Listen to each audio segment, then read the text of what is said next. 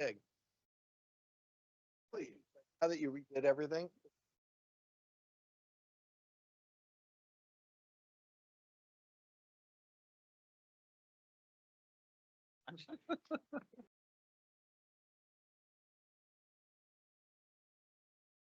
Got it.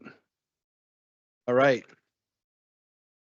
Welcome to the special board meeting of the Escondido Union High School District on June 10th, 2025. I call it to order. And are there any public comments regarding closed session items? Very good. We are adjourned until we come back at 6 o'clock.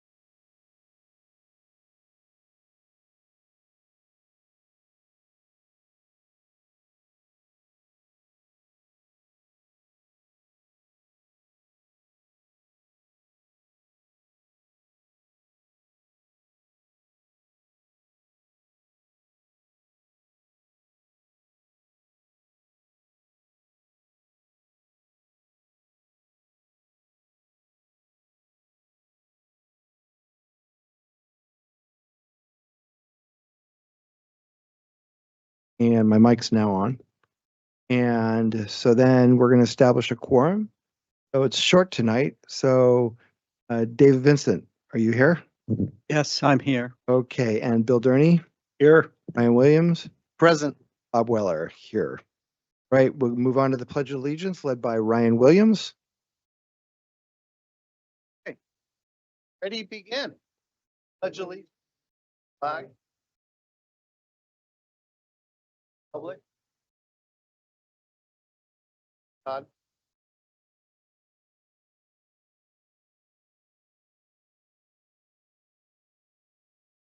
We're now going to move on to item C4, report of action taken in closed session by David Vincent. There was no action taken during closed session. All right, item number 5. Do I hand that to you, Mr. Superintendent, or just directly to Matt? Okay, to you. Right now, we'll have a presentation on the local control accountability plan led by Dr. Martin Casas.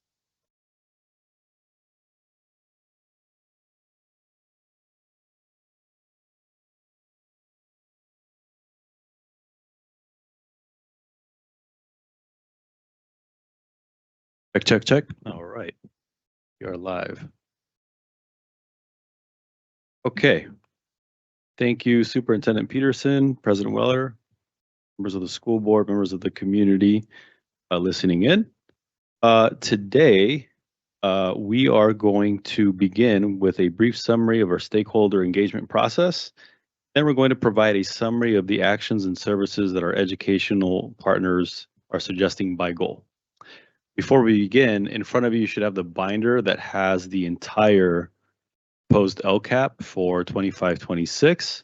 And if you open it in the slip to your left, you'll have an acronym list, because I know we go over a lot of acronyms. So it's a quick reference guide there. One quick question. Yes. I noticed that it's not digitally presented to the public right now. Can we get it put in for the minutes? We can. It's also been publicly posted since May 2nd on our website. And it's in its own area on the website. Correct. Okay. So if anybody's listening at home, but when the minutes go out, put something in directing people where Will be posted Yep. for the June 17th board meeting. Oh, It will. okay. It will. Okay, cool. It will. Thanks. But it is currently posted, that portion. Yes, that I know. Yes. Okay. So here in this slide and the next one, we're going to provide a brief overview of our stakeholder engagement process, which started back in January 2025. And before we get into that, I just want to make a couple of notes. Please note that by law, specifically Education Code 52060D, 52066D, and Education Code 47605 clearly dictates that our LCAP has to be a representation or synthesis of all stakeholder feedback, cannot and should not represent the thoughts of an individual teacher, student, administrator, or any one group in particular. Rather, general themes identified as areas of need by all groups. The earlier reference EdCode also notes the specific template that the district must use and how the district must justify the use of funds to meet the needs of students that qualify for free and reduced lunch, foster youth, and English language learners. So I just wanted to start that preambles for quick context, okay?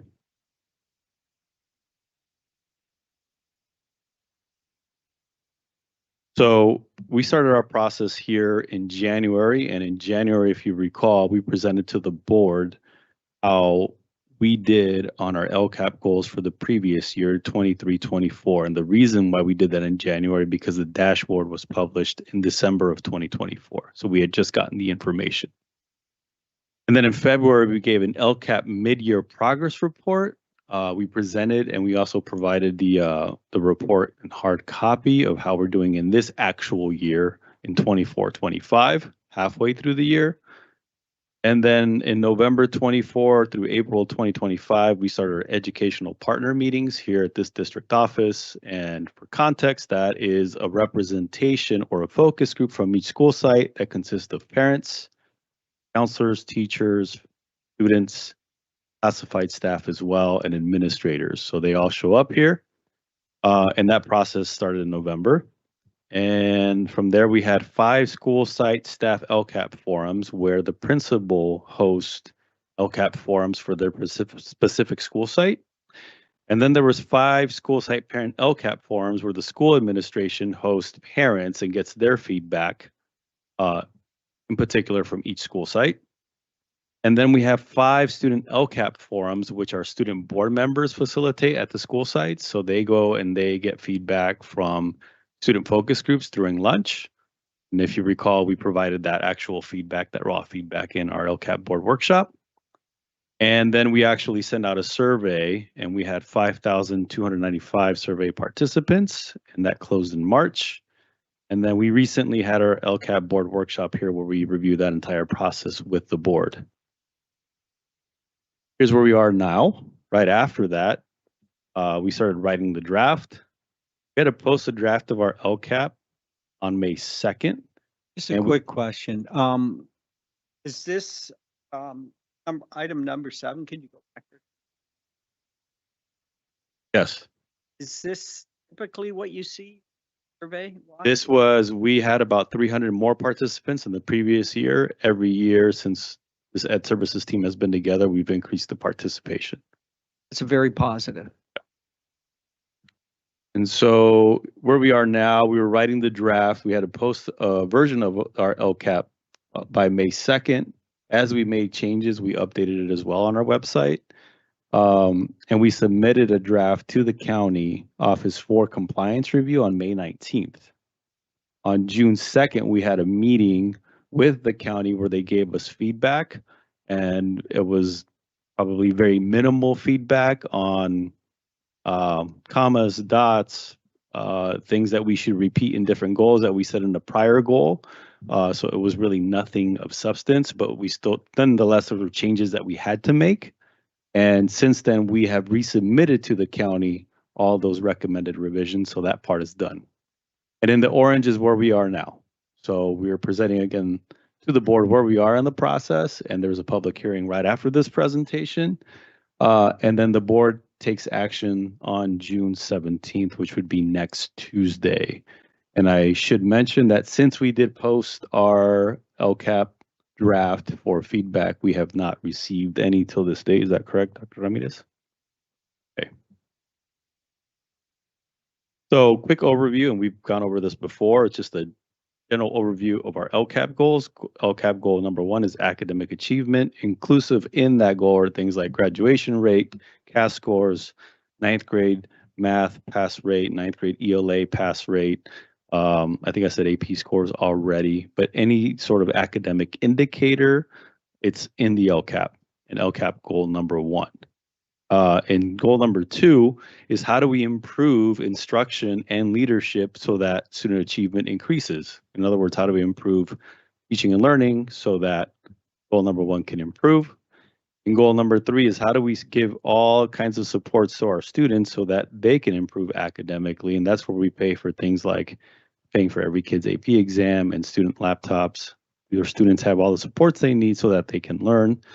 Number 4, engage parents. How can we have collaborative relationships with parents so that they can support their students at home so that they improve academically? And finally, number 5, how can we ensure that we have a safe, secure campus? Because if kids don't feel safe, they can't learn. So that's just a brief overview. And then this next slide is a little graphic here that kind of gives an overview of our demographics as a district. And a couple of things I want to point out, because the LCAP has to be written for these student groups. Our English learner population is 22.4%. Our students that qualify for free and reduced lunch is 82.3%. That's on the bottom left there. And 0.3% foster youth and 3.2% homeless. And in particular, that number right next to it, 25,720,859. That is our LCAP budget for 25-26, which is 1.1 million less than we received this year. So it is a reduction. And before we get into the actions and services, that Dr. Ramirez is going to explain, That 1.1 million, we were able to make up for that 1.1 million by reducing professional learning in each goal. So the goals that we just went over, goals 1 through 5, each one of them had a budget line for professional learning. So we've reduced professional learning in each goal. And the intent there was to keep the cuts away from the classroom and away from kids. Doesn't mean professional learning won't happen. It just probably won't be funded using LCAP funds. And it will be a little bit less than it was in previous years. And next, Dr. Adriana Lepe Ramirez will highlight our actions and services by goal that our educational partners chose to continue. You will notice there are no new actions and services that we are funding. Given the reduction in LCAP funds for the upcoming school year, it wouldn't be prudent for us to add anything new, with the exception of an increase in funding to math tutoring, which is feedback we heard from our educational partners as well as from the board. Okay, so I'm going to pitch it over to Dr. Adriana Lepe Ramirez.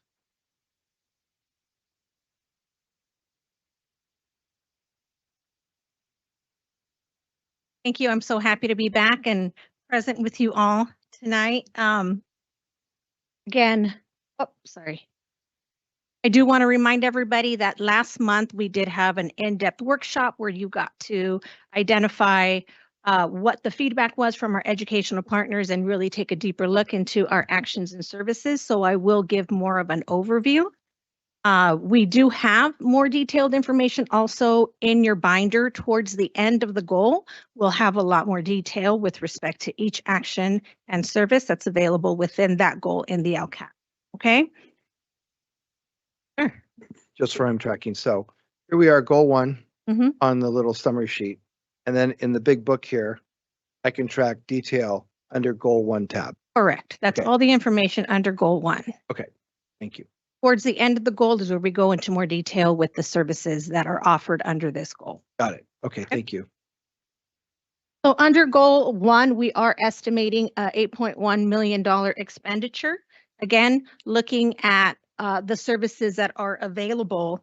As Dr. Casas mentioned, we did have a $1.1 million reduction, but we did try to keep those reductions away from services that go directly to students. Most of our cuts were made in professional learning. And again, in this area, we do have some larger aspects or more expensive pieces, if you will, including our ELD clusters, our decreased class size. Those usually weigh a little heavier, which is what adds to the overall cost. In goal 2, which is effective instruction and leadership. Again, all of our actions and services are staying the same. However, we did have a reduction in the professional learning that we offer our teachers, and our current estimated expenditures will be $5.1 million. A quick question. So if I wanted to find the 8 million or the 5 million, is that in the, when you do the budget, are you going to point out exactly where that is or general areas? Like you could be like, yeah, it's over in section 4 or 5. I won't be highlighting the specifics of the LCAP because it's all gonna fall under different either materials, supplies, or services. So I'll be covering more broad Got it. aspects like that. This is where you'll get the detail on the exact services or humans or professional learning that are going to be paid for by the LCAP. Because I'm still 2.5 years in and it's still. No, I get it. It's a confusing document. My apologies. I try to make it as You are doing fine. You're totally doing fine. I'm just kind of each time I get this presentation, I'm like, oh, this is a question. So thank you for what you're doing. no worries, no worries. Goal 3, again, we have a $9.6 million estimated expenditure based on the board and educational partner feedback. We did increase the spending in math support and tutoring, again, based on the information that we received and the feedback from our students, parents, community, and board members.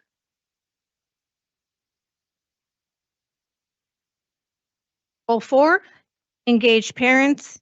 Not to be redundant, but our actions and services didn't change. We're still really focusing on our bilingual parent liaisons who really help bridge the relationship between school and home, and all of the other services that we provide our parents under this goal with 562,000 expected expenditure. And finally, we have our goal 5. Here is where most of our our tier 2 and 3 supports live, with a $2.2 million expected expenditure. We cover our programs that support students in alternative to suspensions and just additional supports necessary for them to be academically successful. Okay. So that's the gist of mine, and I just want to remind you all that we are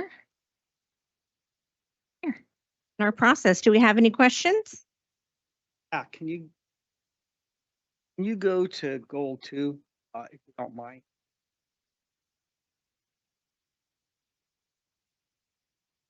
Goal 2. Okay, so content specialists to support site-based OSA, math, ELA, and then curriculum. Okay.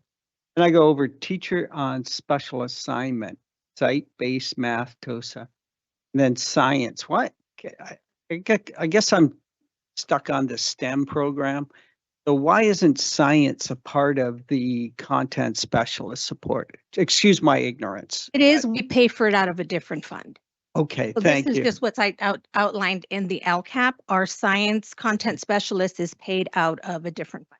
Okay, excuse my ignorance, but science right. is important to me, and I just want to make sure that we have a strong supported financially STEM program. 100%. And we do fund that every year through a non-LCAP fund. Okay, thank you. Where is that funding? So that like, if I were to look at the budget, you could be like, oh, it's over in this section. I'm going to say Title 4 Okay. And if you're wrong, it's okay. or Title 2. I don't know. If you look at 4 and it's not there, then look at 2. It's going to live in title. What, John? For the federal tax.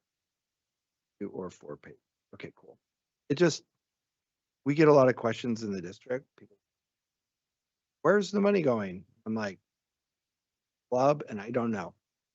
I understand. And all of our SIPs are available online as well. So our Title $1 are transparent as well. So then I have a question or a thought or a suggestion. So on goal 4, engage parents. Thank you so much that you guys do have parent involvement plans. I'm assuming those are generated from the principals. Yeah. At the site level, yes.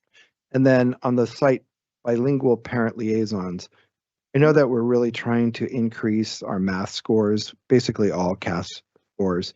And so this 562,000, like, is it mostly like hourly employee making phone calls? The employees here would be our bilingual parent liaisons, and the other services provided are usually on time cards. So things that they do after school, or if they're within their workday, or meetings that our administrators are holding after school, and whatever additional funds that we need to support that.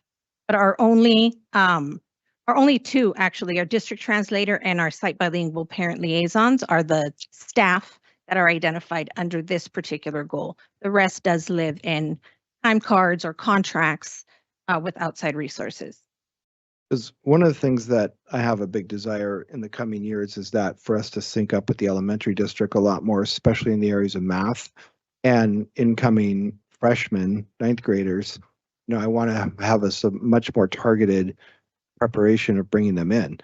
And, of course, as Dr. Casas has pointed out to us, that we can't mandatorily force someone into summer school, but, they do iReady, and we can see their tracking all through their schools. And if we know they're 3 years behind grade level, I'm like, let's, help the elementary district or even our district bring parents in and really beef that up. So that was more of a thought, or a goal that I think that we could try to do, so just. One of our current practices is as a bilingual parent liaison team, we do meet quarterly with the elementary school parent liaisons and just keep each other abreast of what's happening, and letting the elementary level district parent liaisons spread the word out to their parents so that we do have that communication between the two districts.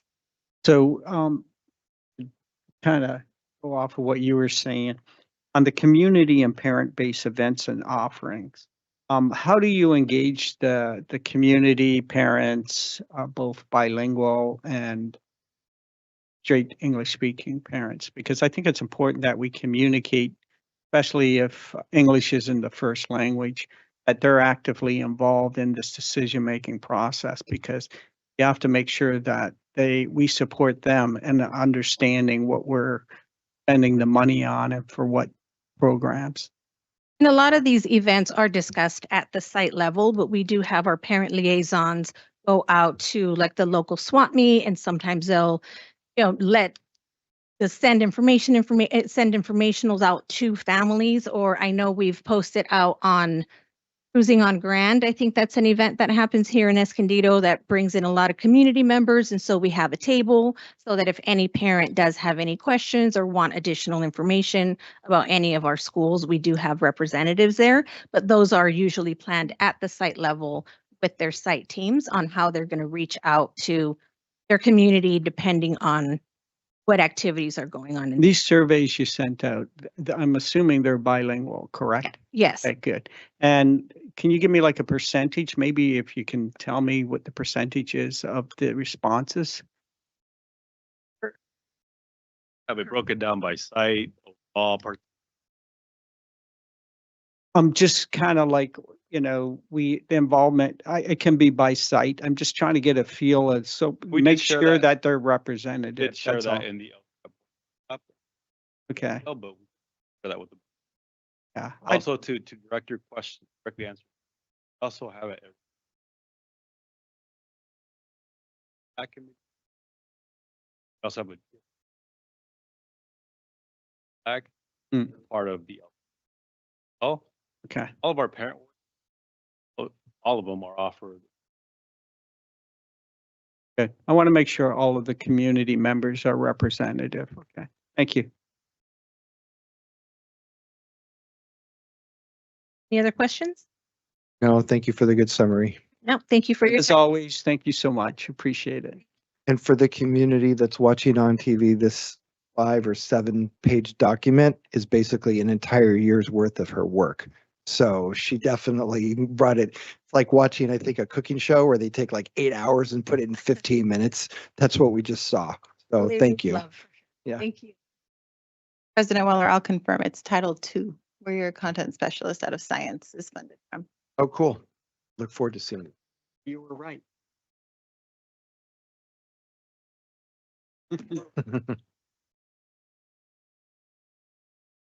All right, so back to the agenda here. Let me get it up on my computer.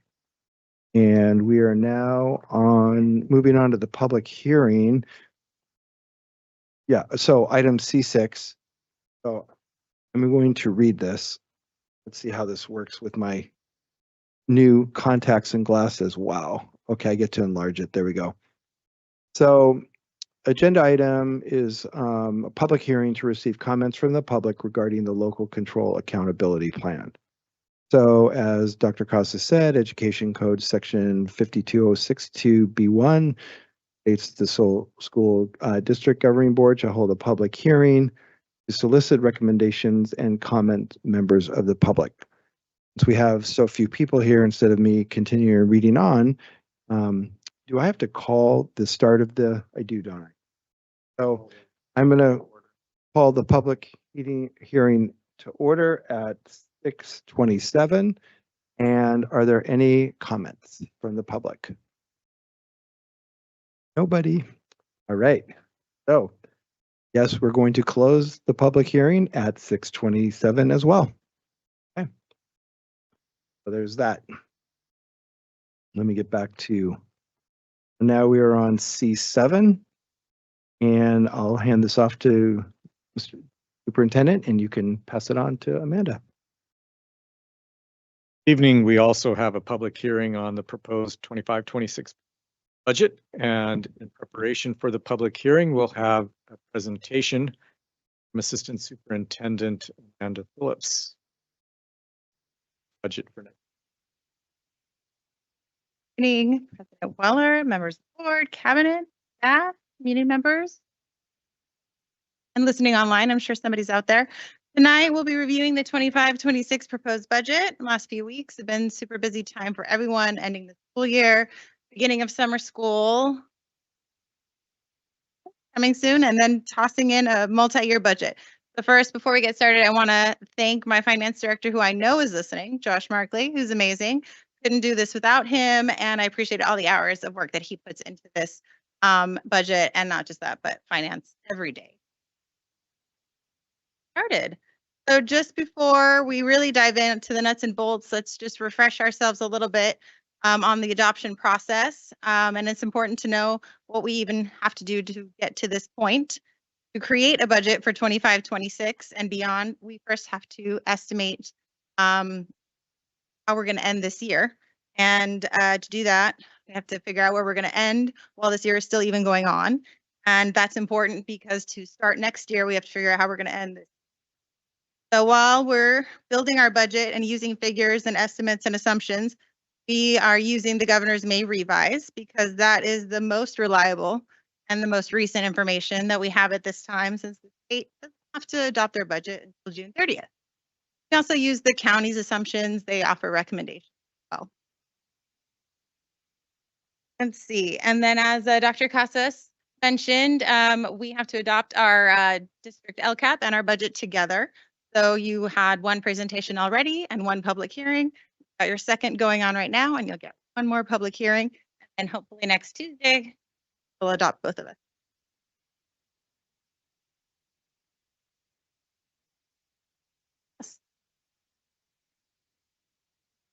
You go back. So return to the board in September on audited Yes. actuals for 2024. Yeah, so we'll 2020. spend our summer closing our books, which is a great fun thing to do all summer long. And then we'll actually know where we end, probably mid-August. And then we'll bring a presentation. We'll bring the report in September. I think our meeting is the 9th, September 9th. And that's when we'll bring what we call our unaudited actual. That will be our closed books, but we won't have the audit report for you yet. So that's why we call it our unaudited actual. That's where we'll know how we close our book. Typically, how close are you to your budget? And every year is different, especially since the pandemic. Okay.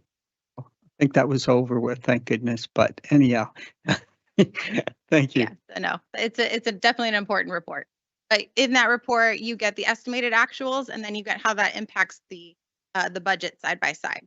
So Okay. that's an important report for us every year. Okay, so will it impact, would we have to make an adjustment or? It always impacts the budget because the ending fund balance in 24-25 is the beginning balance in 25-26. Gotcha. So Okay. as far as other adjustments, we don't adjust the budget at that time, but it impacts the fund balance. I gotcha. So we've refreshed ourselves on the process. Let's talk about a few state level issues that are important to us. The first and foremost being the COLA. That went down slightly since January. So it went down a whole 0.13 since January. So it's statutorily set at 2.3, and that's what the governor has included so far in his budget. Number two, there's a little bit of buzz around the governor's budget and how he's addressing his budget deficit. He's using deferrals, which is basically he's just delaying cash from June to July. So just playing with the years a little bit. And then he's doing some borrowing and fun shit. So that's how he's making his budget deficit go away. And there's just a little criticism because, you know, it could create some future fiscal issues. And some people believe there's some transparency in that. But, you know, that's how he's doing his budget. And then, yes. Oh, it's okay. Don't ever think we're Not my budget. to Amanda. I'm sorry. Don't worry. Okay. We're talking about the state budget. No offense taken.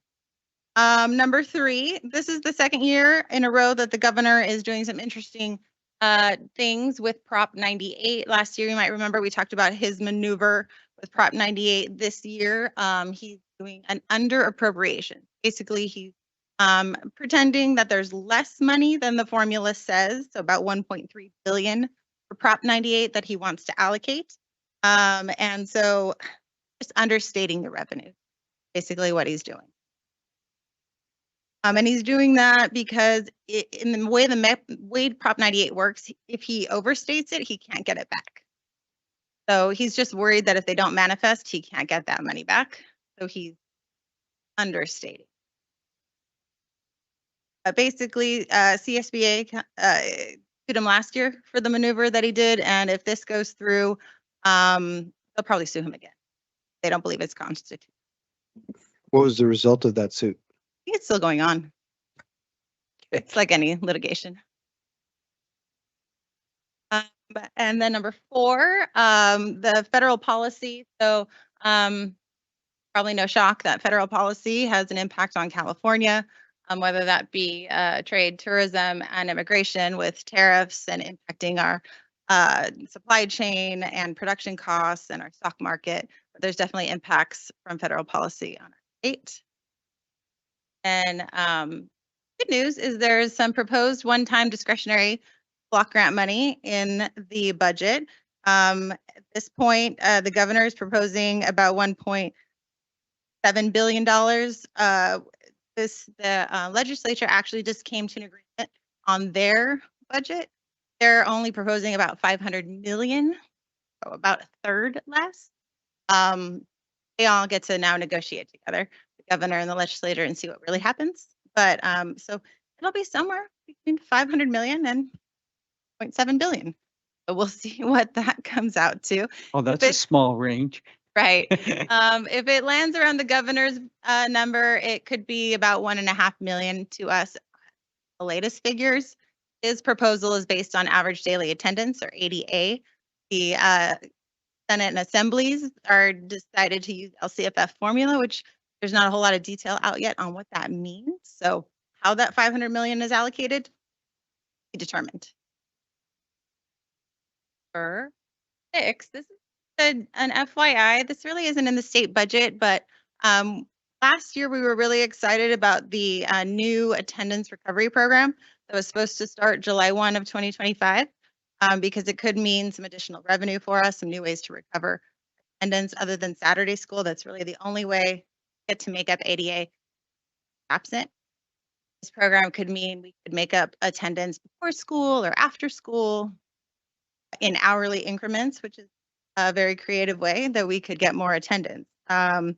There's been some rumors from the Legislative Analyst Office, which is what LAO stands for, that they're recommending that be delayed at about a $200 million price tag. So that's one of the ways that they're suggesting the governor save some money by delaying that. Because obviously, if more school districts cover ADA, more money the state has to pay out. We'll see. We're hoping that doesn't come true. We wanted to start July 1, but we just wanted to keep you guys informed that is out there. We'll see if it comes through. Now into the nuts and bolts a little bit. Every budget needs assumptions.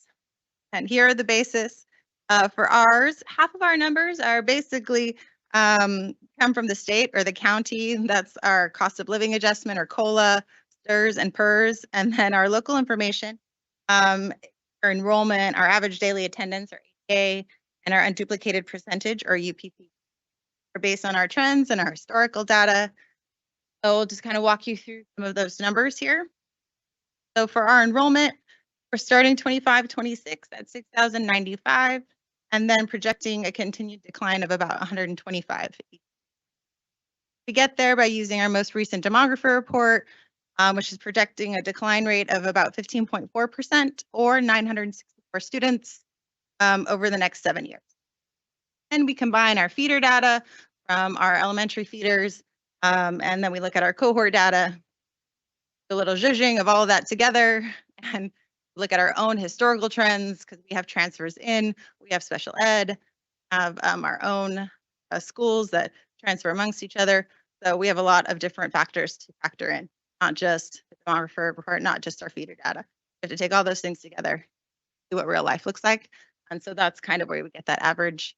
And then we funded ADA.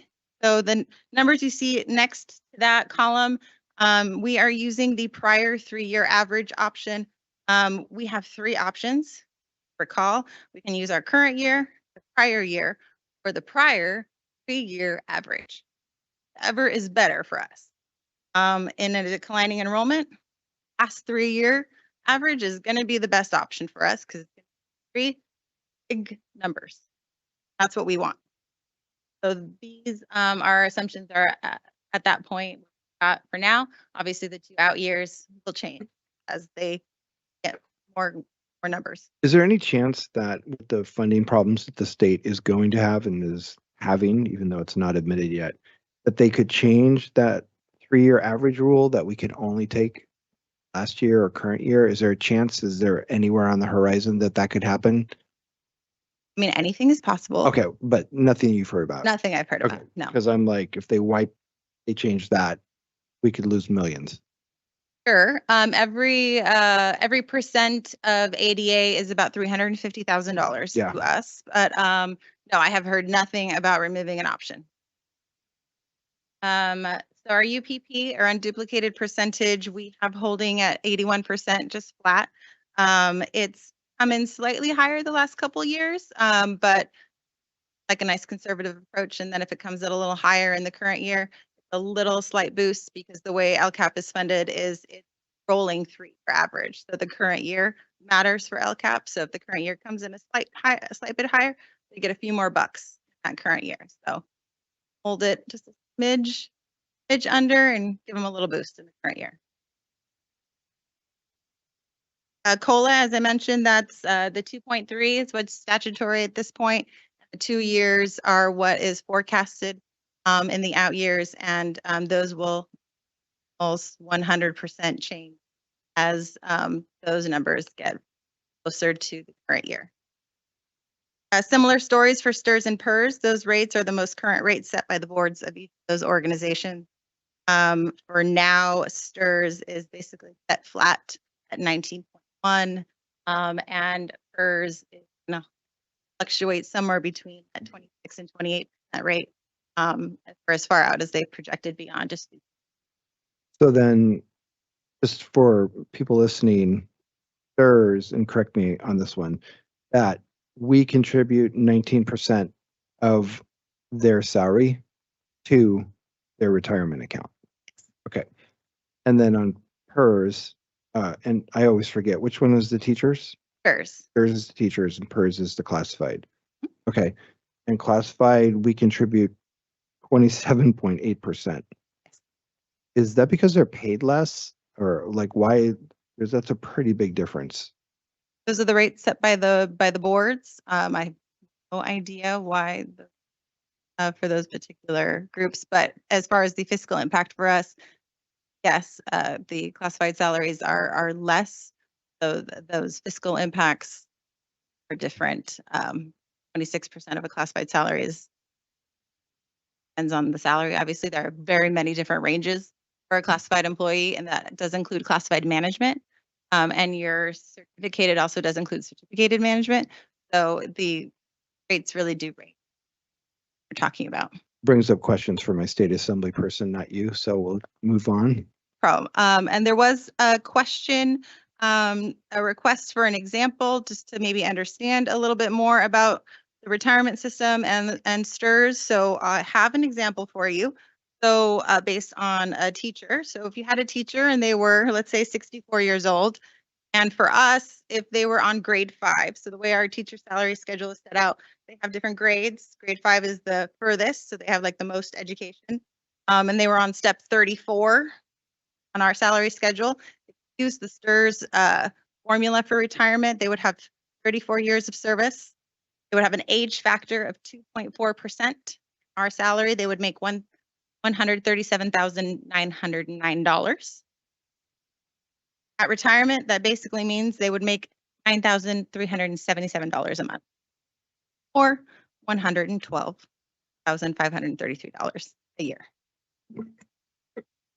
Just because of the average American Social Security payments around $2,000, that is a lot of money, and that's why we're seeing this. But that's not an issue that we can deal with here. But that's a lot of money we could put in the classroom. But that's for another night and you're not in control of that. Giving you example. And just so you guys understand that age factor is a big deal. A similar teacher that's on the same salary step and maybe has just a few years less, still 31 years of service instead of 34, but maybe has an age factor of 1.86. So maybe they're 57 instead of 64. They're making 6,600 a month instead of 9,300. So the age factor is really a big deal when it comes. So very close in years of service, but that age factor really affects that take home. No problem.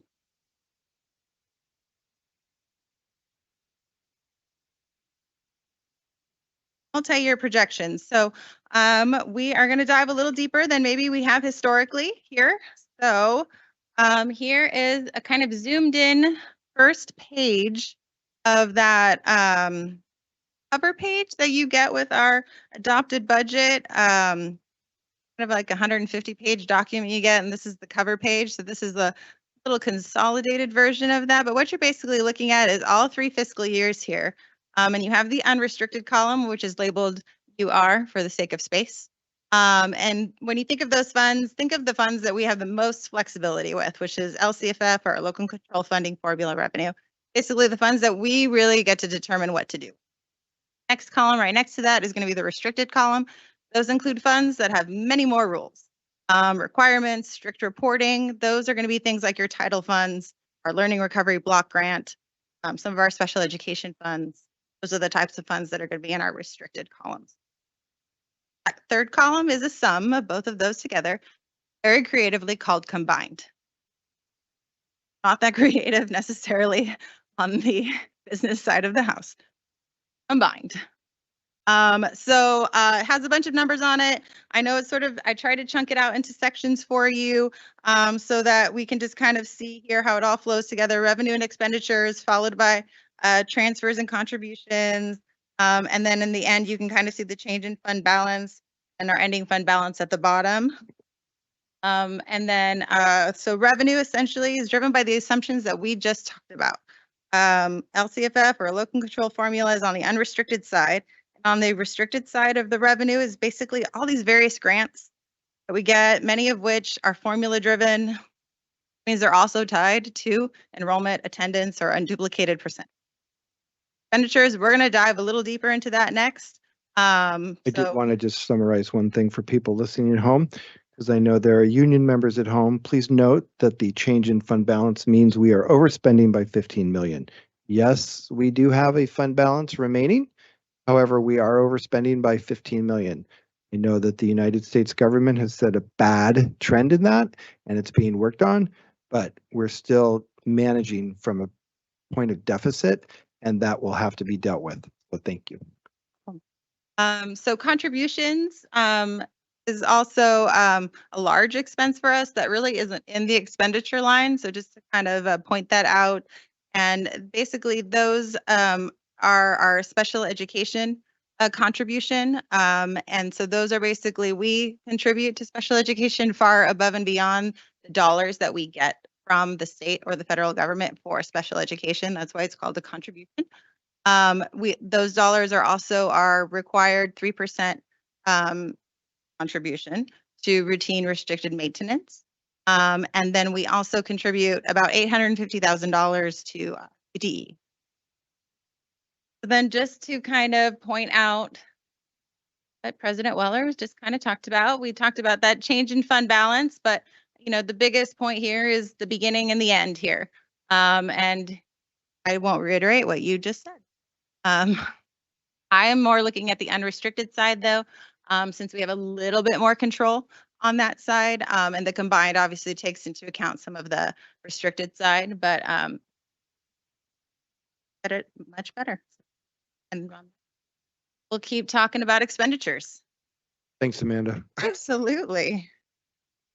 So here's a little deeper dive right here. And if you were wondering what salaries and benefits were all combined together, they're about $118, $120 million, depending on the year.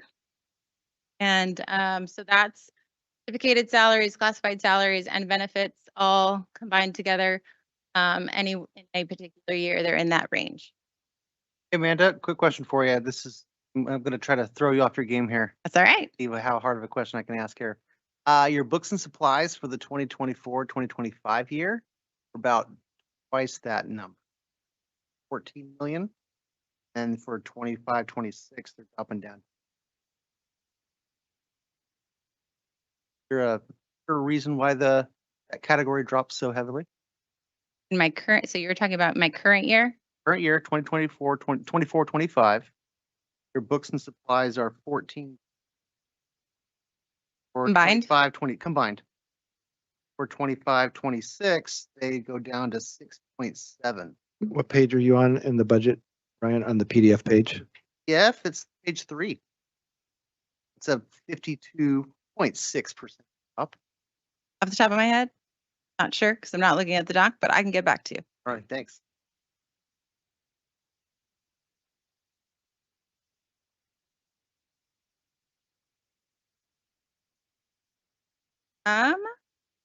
Books and supplies. Mm. You're totally good, but it's Let me fine. turn my mic on here. What I read in this, back to Bob's analogy here. If this change in fund balance, is that going to impact programs in the future? Change in fund balance. It will impact programs in the future if we make reductions in the future. Okay. And, you know, Ryan, I'm thinking about your question more. Probably has to do with carryover. So in our current year, we probably have carryover built in. We get from the prior year, and in these don't have carryover built out yet. Okay. Solve the problem. Okay. Getting back to my question. Yes. Sorry. Little You angels were- from the you were little so angels from the excited and- sky are answering my questions in my brain. Yeah. But yeah, so David, it at this point, what we have built into the budget are the plan that we have shared with the board as far as reduction. But as far as current future further out, we don't have any other reductions other than 27. So as far as how it would impact other programs, we don't have anything else. Okay, so getting back to, and I'm gonna go back, way back, Back. to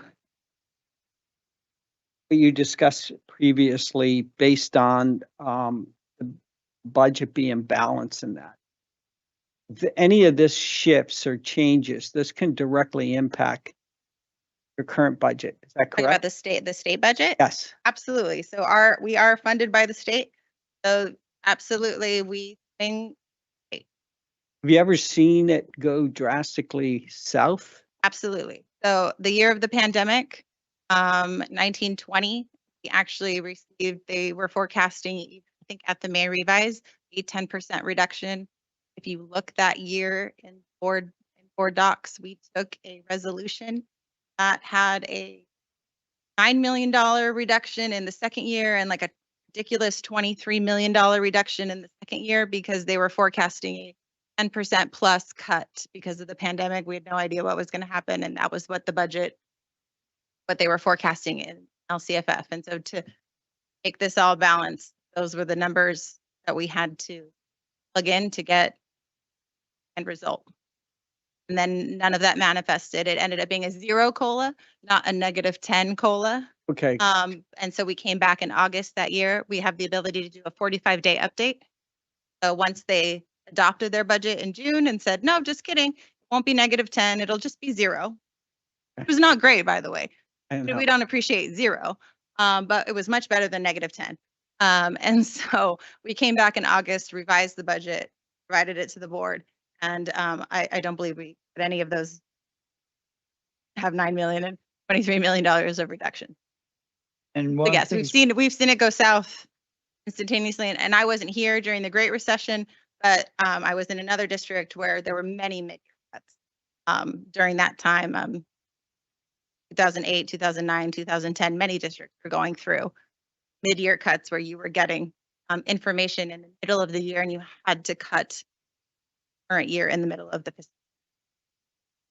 And one of the things we're doing here is actually the governor is not even going to finalize the budget until we're done here. So we're finalizing our budget before the state's final. And that's the way it's got to go. Cart before the horse a little bit. It is California. We'll catch the cart and the horse up a little bit later in the fall.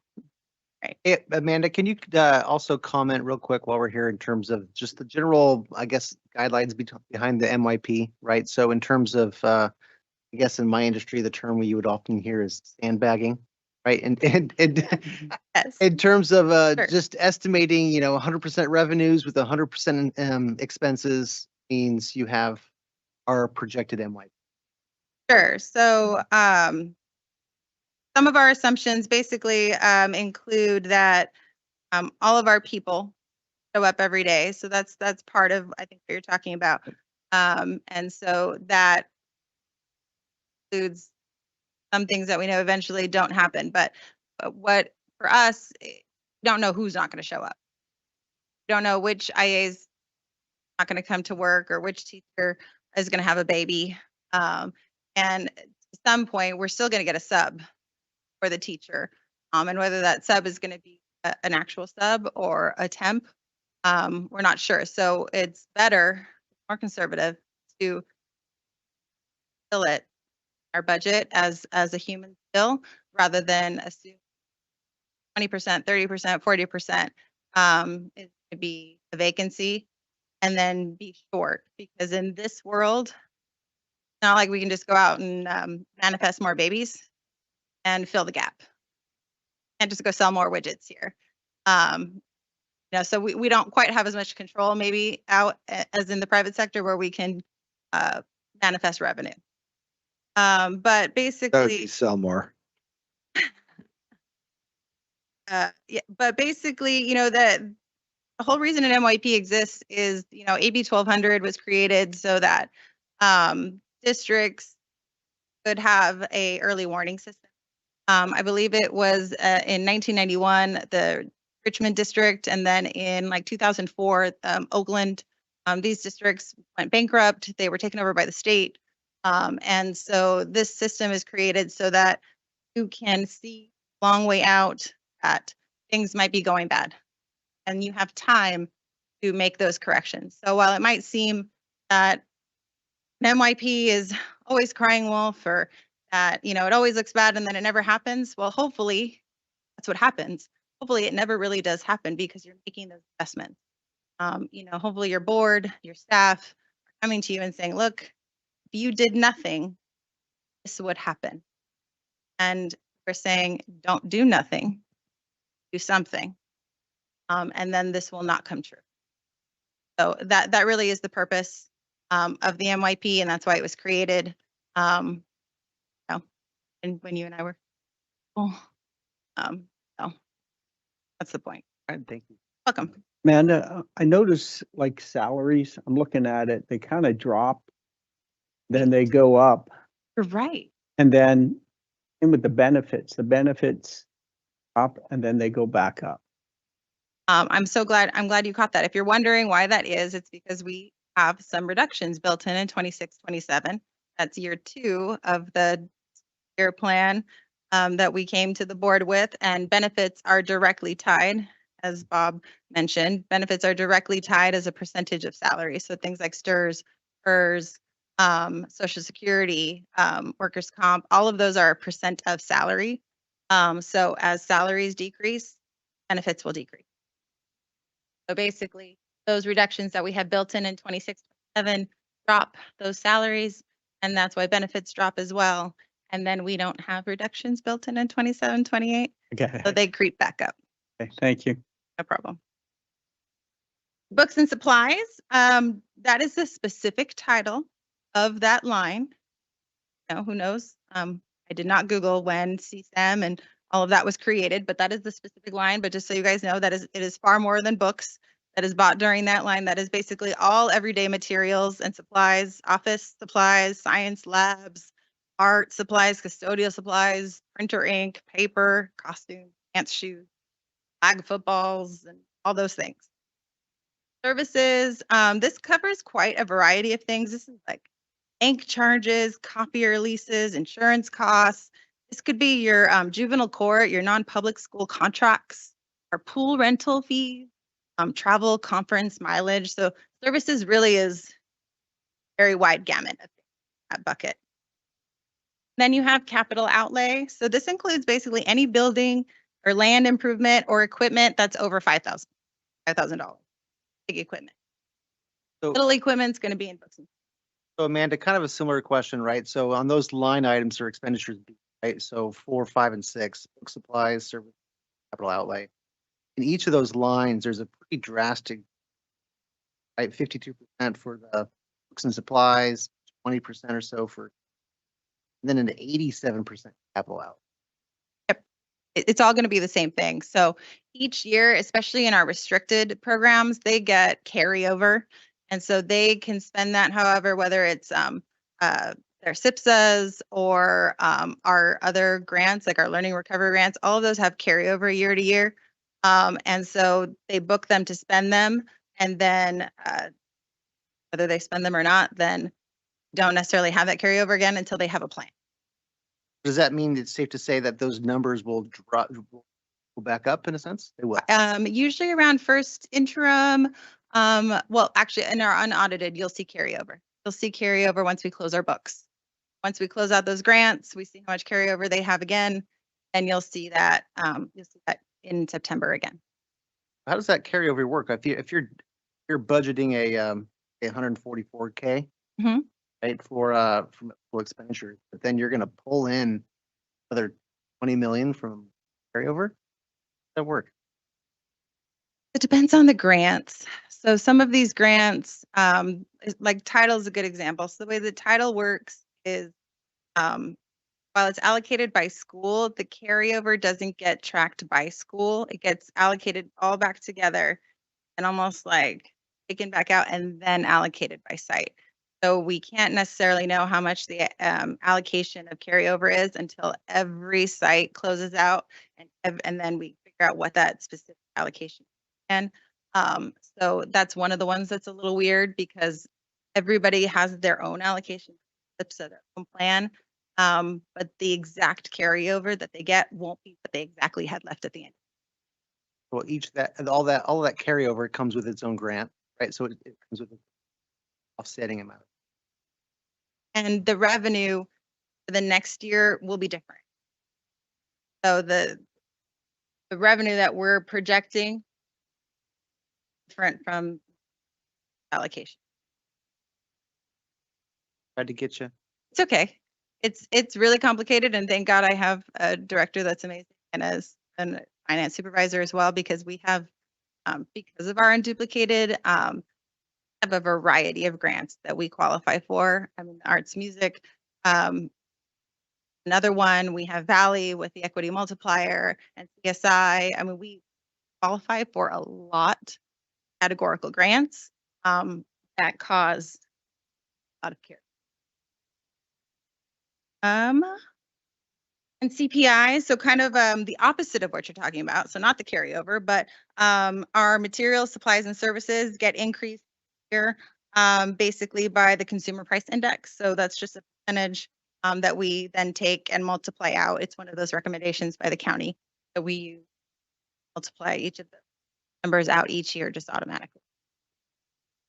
And that very last line, indirects, these are basically costs that we recoup from other programs or grants that are allowed. Some grants don't let you charge indirects, but some do.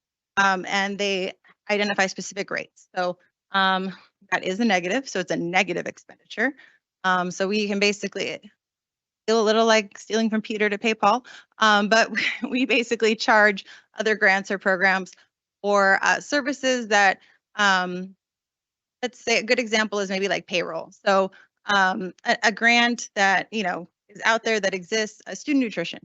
They run their program, that's great, but they don't have a payroll person to run their whole payroll.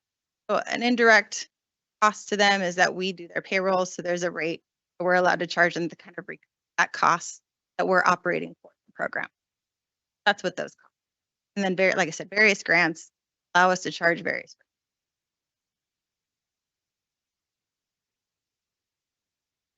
forward. So just a little a way to look at the same thing. And with some percentages and numbers. So if you're wondering what salaries and benefits were as a percentage, it's 2.43. And if you wondered what all those different benefits were and what percentage of them was of our expenditures, a big list of them right there. And then if you were curious, materials, services, and capital all pooled together is under 17% of our entire expenditures. And services, we just thought it was a little interesting that services is about 11.5% of our expenditures, but a little bit under 5% of those are things that we feel are basically either we can't control or are necessities. Like we have to keep the lights on. We have to have insurance. Our sports that swim would say we need to have pool fees. So these are sort of things that we would have to continue to have. Don't have a whole lot of control over what a student does. So just to kind of identify, of the 11.5% of services, about 4.23% with.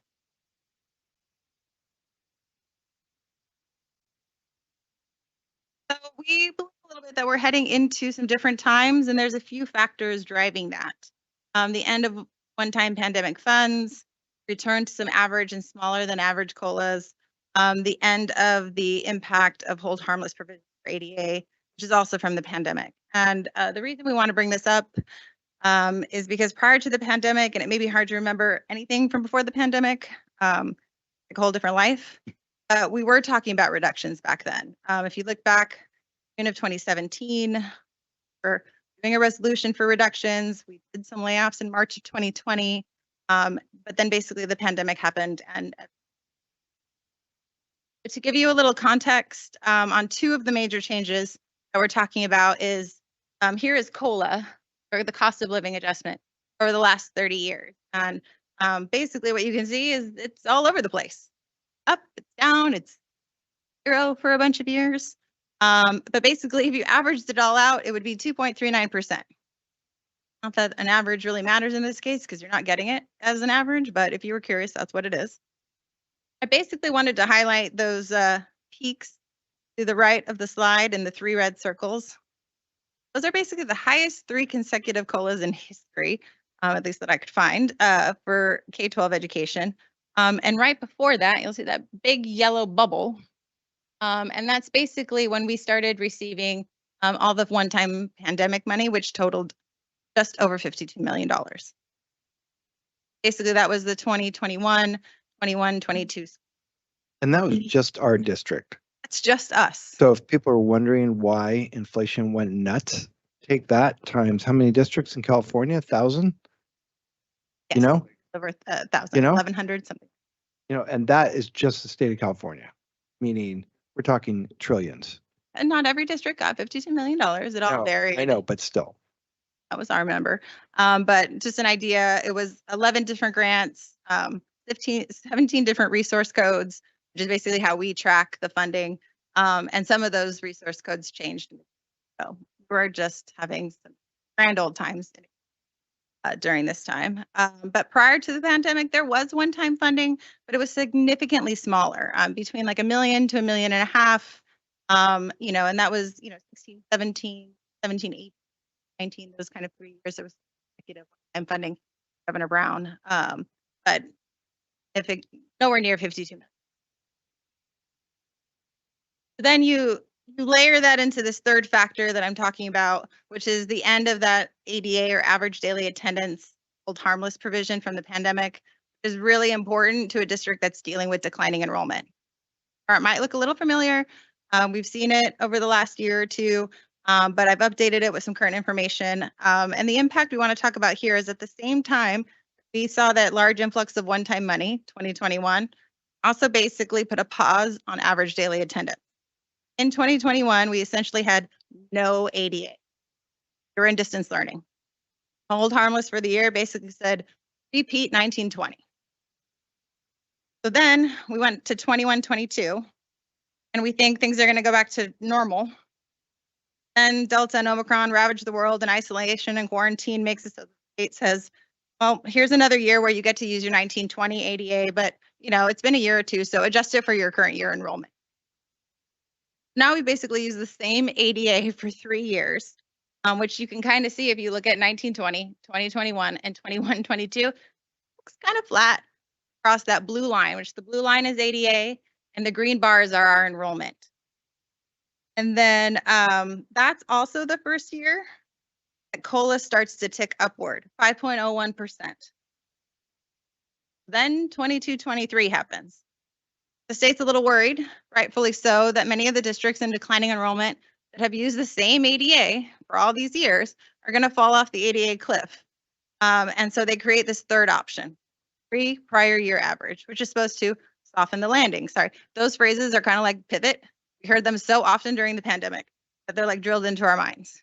But what that did basically is it gave us a 4th year of essentially the same number, because we averaged the same number that we just had 3 times in a row. And then that same year, 22-23, what's the COLA? 6.56, even bigger than the 5.07 the year before. And then that year, they also did an augmentation to LCFF, our formula, and increased base funding by 6.7%. That was just an additional increase to per student funding on top of the cost of living adjustment that we wouldn't normally get. So the first year that any district has even 1 year of real current average daily attendance incorporated into their funded ADA is 23-24. And this is where you start to see the decline. Even though you'll notice our ADA is actually higher than our enrollment. That blue line is floating above the green bar. And that's because there are essentially 2 years from 1920 averaged in with 1 year of 22-23. Our enrollment is far below that, and our ADA still above actual number of physical children attending our district. Good deal. It's a big deal. And then that year, we get an 8.22% COLA. Massive. Now we're in 24-25 and beyond.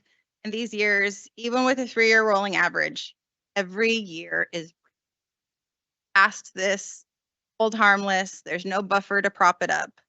COLA we got this year, 1.07. What's incorporated into 25-26? 2.3. Aren't massive COLAs. This is an 8.22. This is 0.56. This is 5.07. And while there is some one-time money, 1.6 million, it's best, not $52 million. Why'd I spend all this time talking to you about all of this and giving you a history lesson on COLA and giving myself PTSD about the pandemic and why it's all woven into this crazy amount of money? It's because constantly, and you're constantly getting questions about why do you think now is any different? And why are the next few years going to be any different than the last? You thought you were going to deficit spend and you didn't. Why do you think you are in the future? And I know, Ryan, you mentioned it a little bit. We already talked about the early warning system, so I'll repeat that. But I would tell anybody what I just told you. I had enough time. Don't always have enough time. But I tell them they're right. We did budget deficit spend in the past and we didn't. You're kind of hoping it's like your taxes. You really don't want a big refund and you really don't want to pay Uncle Sam a whole bunch. You kind of want to be right on the money, but you also want to know in advance anything's going to go wrong and you want to be able to adjust. We had no idea what the pandemic would do to our real actual spending until it happened. We had no idea the state and the feds were going to send us $52 million. Definitely had no idea we were going to see COLAs as big as they were. Here we take the best information that we have at the time and we plug them in and do the best we can. And at each interim, we revise and we update. We get closer and closer as the year progresses. Tonight, we're doing the same thing, showing you the unrestricted fund balance over the course of the next 3 years. Our current assumptions project deficit spending in those years based on what we know today. So we all have a common understanding what deficit spending is. To us, deficit spending means we have more expenditures than we have revenue. Or simply put, we are spending more than we are bringing in that fiscal year. These bars. Oh, sorry. Go ahead. The thing I like about math, there's no relativism. numbers speak. Bars show that the level of our unrestricted fund balance and the impact of that spending. In the third year, the balance is projected at this point in time to be just under 8.5 million, which is above the 5% reserve for economic uncertainty that the board requires. Not by much, though. I pointed out below that the 5% is just above 7 million. Good news is we can meet our statutory fiscal obligations in all the years. So we will be recommending next week when you have the actual budget to adopt a positive certification, which means we can meet it in all 3 fiscal years. The not so great news is that I do think we will need to move forward with reductions in years unless something changes. As while we can meet our obligations, this type of spending is unsustainable in the type of fiscal environment that we believe we're heading into. So based on that, the next steps at June 17th, we'll get to adopt both budget and the LCAP.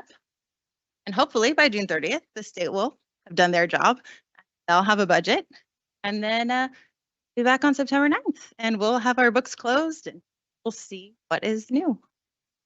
Thank you, Amanda. Welcome. Appreciate you sharing that with us, and I'm going to have some restless nights here after in the reality. So I appreciate you pointing that out. Any other questions before I open the hearing? I'll take that as a no. So we're going to now open the public hearing for comments. The public inspection of the budget is available from June 6th through June 10th, 2025 at the District Service Center on the website, which is posted. And so I'm going to open the hearing at 7:15. Any public comments?